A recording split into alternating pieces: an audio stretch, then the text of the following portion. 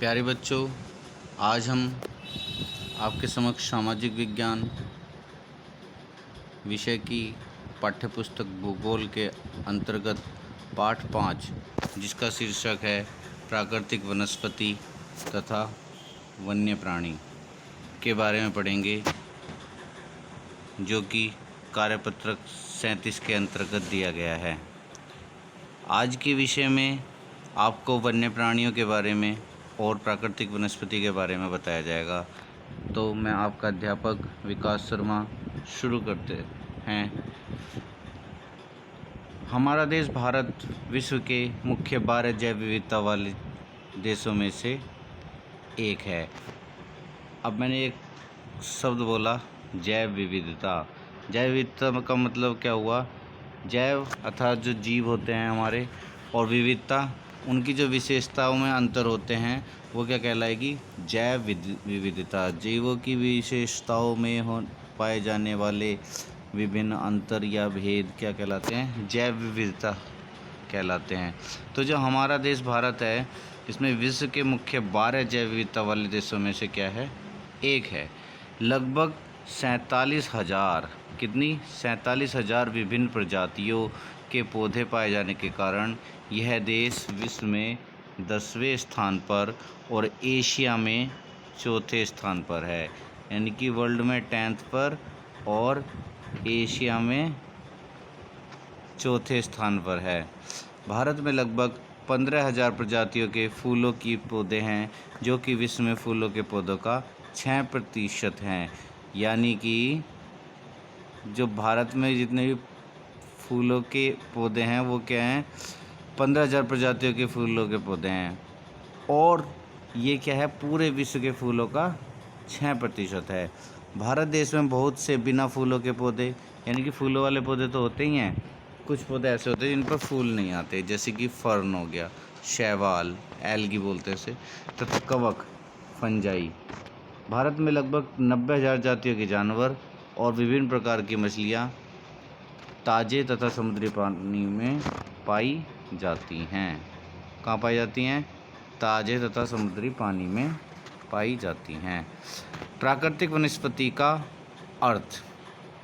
प्राकृतिक वनस्पति जो हमें प्रकृति से पौधे, पेड़ वगैरह ये सब चीज़ें क्या है? प्राकृतिक वनस्पति कहलाते हैं। प्राकृतिक वनस्पति का अर्थ है कि वनस्पति का वह भाग जो कि मनुष्य की सहायता के बिना अपने आप पैदा हो जाता है और लंबे समय तक उस पर मानव का प्रभाव नहीं पड़ता। आपने देखा होगा, कुछ चीज़ें आपके घरों की दीवारों में अपना पैदा हो जाती हैं, है ना? और अगर कोई इसे नहीं छेड़ता तो उस पर कोई व्यक्ति का कोई प्रभाव भी नहीं पड़ता। ठीक है, कहीं कहीं जगह आपने देखा होगा झाड़ी उग जाती है अपने आप ही, घास फूस उग जाती है। तो ये क्या है? प्राकृतिक वनस्पति है और इस पर लोगों का कोई प्रभाव नहीं पड़ता। इसे अक्षित वनस्पति भी कहते हैं। क्या कहते हैं? अक्षित वनस्पति। वह वनस्पति जो कि मूल रूप से भारतीय है, यानी कि जो भारत की है, जिसका जो भारत में ही पैदा हुई है, उसे क्या कहते हैं? देशज वनस्पति कहते हैं। और जो वनस्पति बाहर से लाई गई है, जैसे कुछ पौधे वगैरह कहीं बाहर से विदेश से ले आए और यहाँ पर, या कोई बीज ले आए विदेश से और उसे यहाँ पर आकर के बो दिया, तो कैसी हो गई? वो वनस्पति क्या कहलाई? उन्हें विदेशज वनस्पति कहते हैं। कैसी वनस्पति होती है वो?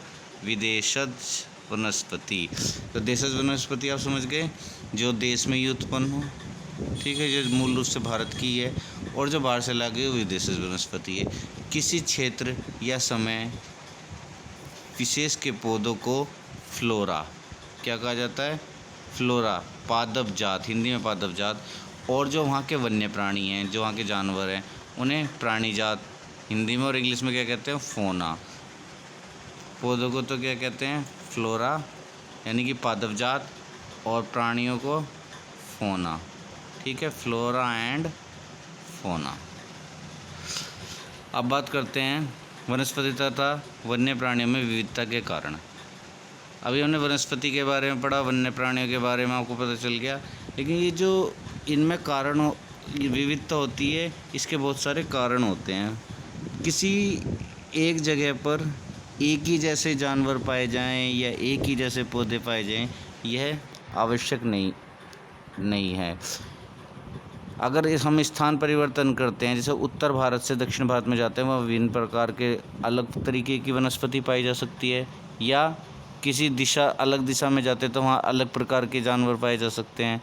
तो ये किसी क्षेत्र के ऊपर डिपेंड कर सकता है, या कुछ समय के साथ साथ जैसे कुछ जानवर हमारे लुप्त होते जा रहे हैं, तो क्या होता है, समय का भी इस पर प्रभाव पड़ता है।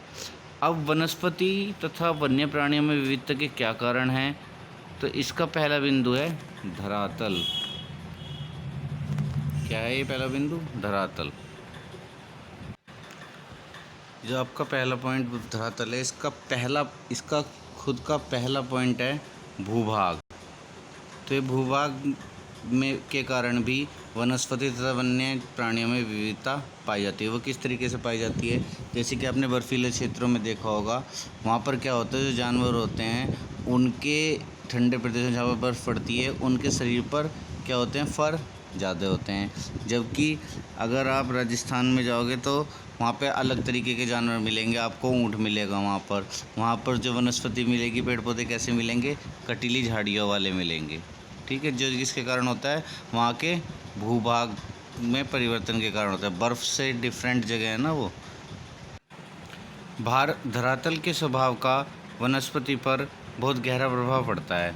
उपजाऊ भाग पर क्या की जाती है? खेती की जाती है, यानी कि जहाँ से उपज हो, वो कैसा भाग कहलाता है? उपजाऊ भाग पर आमतौर पर खेती की जाती है। जबकि ऊबड़ खाबड़ कोई ऐसी ज़मीन है, वहाँ पर असमतल भूमि है या ऐसी भूमि है, तो वहाँ पे क्या पाए जाते हैं? जंगल पाए जाते हैं और घास के मैदान पाए जाते हैं। लेकिन अगर समतल भूमि होगी तो वहाँ पे क्या मिलेगी? खेती ज़्यादा मिलेगी।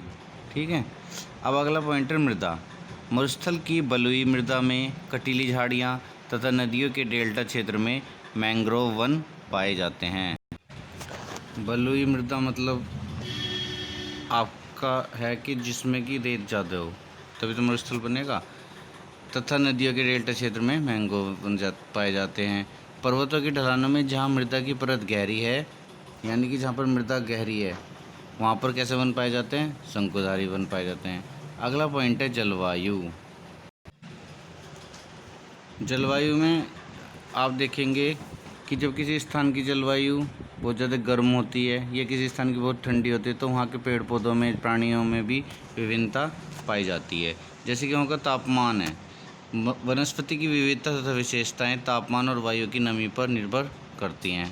तापमान का अधिक कम होना, मतलब बहुत ज़्यादा कम होना, या अत्यधिक बढ़ना या बहुत ज़्यादा बढ़ना वनस्पति के लिए प्रतिकूल होता है। यानी कि वो उस टाइम पर वनस्पति एकदम से तापमान बहुत ज़्यादा बढ़ जाएगा तो या फिर घट जाएगा तो क्या होगा? वनस्पति पर उसका प्रतिकूल प्रभाव पड़ेगा, उल्टा प्रभाव पड़ेगा प्रतिकूल का मतलब, और जिससे क्या होगा? वनस्पति सही से पैदा ही नहीं हो पाएगी या अच्छी वनस्पति पैदा नहीं होगी। दूसरा है सूर्य का प्रकाश। किसी स्थान पर सूर्य के प्रकाश का समय, वहाँ के अक्षांश, जो मैंने आपको बता दिया था, समुद्र तल से ऊंचाई व ऋतु पर निर्भर करता है। क्या क्या चीज़ें हैं? एक तो आपका अक्षांश है, समुद्र तल से ऊंचाई है, और वहाँ पर कौन सी ऋतु है उस पर निर्भर करता है। प्रकाश अधिक मिलने पर क्या होगा? वृक्ष जल्दी से बढ़ेंगे। प्रकाश अधिक होगा तो वृक्ष जल्दी से बढ़ते हैं। तीसरा पॉइंट है वर्षण। अधिक वर्षा वाले क्षेत्रों में कम वर्षा वाले क्षेत्रों की अपेक्षा सघन वन पाए जाते हैं। कैसे वन पाए जाते हैं? सघन वन पाए जाते हैं। सघन यानी कि घने वन पाए जाते हैं। अब प्रश्न है, भारत में कितने प्रकार की प्रजातियां पाई जाती हैं? तो भारत में कितनी प्रकार की विभिन्न प्रजातियां पाई जाती हैं? तो उसका उत्तर मैंने आपको पहली लाइन में बताया था। कितनी प्रकार की? 47,000 विभिन्न प्रजातियां पाई जाती हैं। अब प्रश्न नंबर 2 है, वनस्पति से आप क्या समझते हैं? अपने आसपास पाए जाने वाले कुछ पौधों के नाम लिखिए। वनस्पति मैंने आपको बताया था कि जो ज़मीन से पेड़ पौधे कुछ भी अपने आप उत्पन्न हो जाते हैं, वो क्या कहलाती है? वनस्पति कहलाती है। जो भी पौधे ज़मीन से स्वयं पैदा होते हैं। अपने आसपास पाए जाने वाले कुछ पौधों के नाम लिखिए। पौधों के नाम आप लिख सकते हैं नीम, बबूल, पीपल, ये सब क्या है? पौधों के नाम है। वनस्पति वो हो गई जो ज़मीन से पैदा होती है, वो वनस्पति कहलाती है। अब अगला प्रश्न है, अक्षित वनस्पति किसे कहते हैं? मैंने आपको बताया था कि अक्षित वनस्पति क्या होती है। यहाँ पर जैसे कि आपको वर्कशीट में देखने को मिलेगा, अक्षित वनस्पति है वनस्पति का वह भाग जो कि मनुष्य की सहायता के बिना अपने आप पैदा हो जाता है। कहाँ से? ये यहाँ से शुरू है। वनस्पति का वह भाग जो कि मनुष्य की सहायता के बिना अपने आप पैदा हो जाता है और लंबे समय तक उस पर मानवीय प्रभाव नहीं पड़ता, उसे अक्षित वनस्पति कहते हैं। ठीक है, यहाँ से यहाँ तक ये आपका पूरा आंसर है। अब अगला प्रश्न आता है कि आपके द्वारा गमलों में उगाए गए किसी पौधे से किस प्रकार भिन्न है? अक्षित वनस्पति तो आपको पता चल गया जो कि मानव की सहायता के बिना होती है, जबकि जो गमलों में आप पौधे उगाते हो वो क्या होते हैं? मानव की उसमें सहायता, हम खुद उसके लिए पौधे के लिए तैयारी करते हैं, खुद उसका ध्यान रखते हैं, तो क्या हुआ? वो अक्षित वनस्पति नहीं हुई। जबकि अक्षित वनस्पति में तो मानव की क्रिया का कोई रोल ही नहीं होता, वो तो खुद ही उगते हैं। ठीक है, तो ये इसलिए भिन्न है। अब प्रश्न 4 आता है, किन्हीं 2 देशज व 2 विदेशज वनस्पति के उदाहरण दीजिए।